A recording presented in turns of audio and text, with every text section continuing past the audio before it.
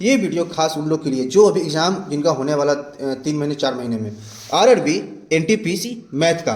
तो पिछले कुछ विगत वर्षों में जो भी एग्जाम में पूछा गया जिस तरह से मैथ का क्वेश्चन किस टॉपिक से कितने ज़्यादा क्वेश्चन रहे हैं, किस मतलब चैप्टर के यानी टॉपिक्स के वेटेज ज़्यादा रहे हैं। तो आइए देखते हैं दोस्तों। सिंप्लीफिकेशन तो वाकई में आपको पढ़ना ही है, और जिस तरह से आपको सिलेबस में दिया गया है तो यहाँ पे देख रहे हैं आप हम कि इस सिंप्लीफिकेशन से 2 से 4 क्वेश्चन हर एग्जाम में पूछे गए हैं।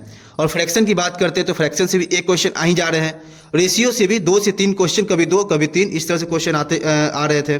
और एक परसेंटेज के क्वेश्चन देख रहे हैं तो 1 से 3 क्वेश्चन परसेंटेज के भी आ रहे हैं। तो इस तरह से आपको मेन जो भी एकदम पहला चैप्टर देखना आपको कि कौन कौन सा टॉपिक है, तो उनको अच्छे से एकदम आपको तैयारी करना है, एकदम अच्छे से उसको। इसमें से सबसे इंपॉर्टेंट है रेशियो और परसेंटेज। रेशियो और परसेंटेज को आपको अच्छे से पढ़ना है, क्योंकि पूरा मैथ आपके लिए रेशियो और परसेंटेज बेस पे ही खत्म होगा। और उसके बाद एवरेज, प्रॉफिट एंड लॉस और डिस्काउंट, इन सब के क्वेश्चन देख रहे कि ज़्यादा वेटेज है यहाँ पे। टाइम एंड डिस्टेंस, फिर सिंपल इंटरेस्ट, यहाँ पे देख रहे कंपाउंड इंटरेस्ट, इन दोनों को मिलाकर लगभग 5 क्वेश्चन इधर से ही हो जा रहे हैं।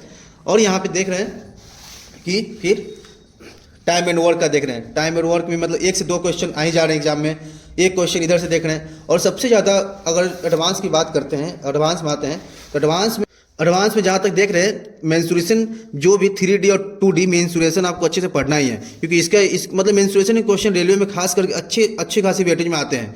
उसके बाद ज्योमेट्री का देख रहे हैं, ज्योमेट्री अलजेब्रा, इसका भी अच्छा खासा वेटेज रहा है, 1 से 3 क्वेश्चन पूछ ही दे रहे थे।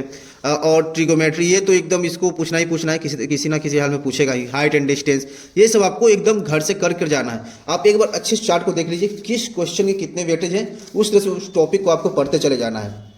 अगर अभी भी आप मैथ की तैयारी कर रहे हैं, शुरुआत कर रहे हैं, तो सबसे पहले आपको 1 से 30 तक का जो कि पहाड़ा है यानी टेबल है, उसको आपको पढ़ना है, ठीक है। सबसे पहले ये याद होना चाहिए। उसके बाद क्यूब हो गया दोस्तों, स्क्वायर हो गया, ये सब आपको कम से कम, स्क्वायर की बात करते हैं तो स्क्वायर 1 से 50 तक याद होने चाहिए।